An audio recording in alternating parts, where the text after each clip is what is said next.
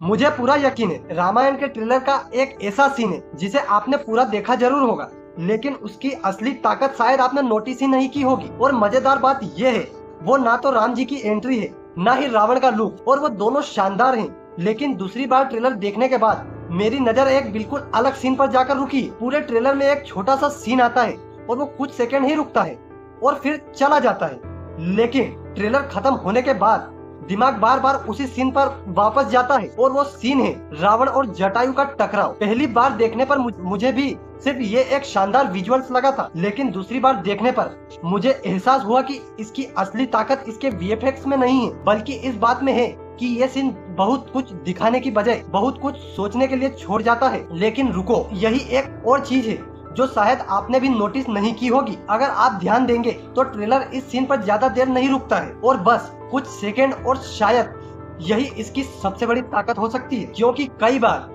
जो चीज अधूरी दिखाई जाती है वही सबसे ज्यादा देर तक याद रहती है। अगर आप रामायण की कहानी जानते हैं तो ये सिर्फ एक सीन नहीं है, इसमें एक भावना महसूस होती है, और शायद यही वजह है कि इतने बड़े शॉट्स के बीच मेरे लिए सबसे ज्यादा असर यही सीन ने छोड़ा है। अब एक ईमानदारी बात बताता हूँ, ये सिर्फ मेरी राय है, हो सकता है कि आपके लिए ट्रेलर का कोई दूसरा सीन सबसे बड़ा यादगार हो सकता है, और ऐसा होना बिल्कुल स्वाभाविक है। लेकिन अगर मुझसे पूछा जाए तो मैं बिना सोचे इस सीन का नाम लूंगा।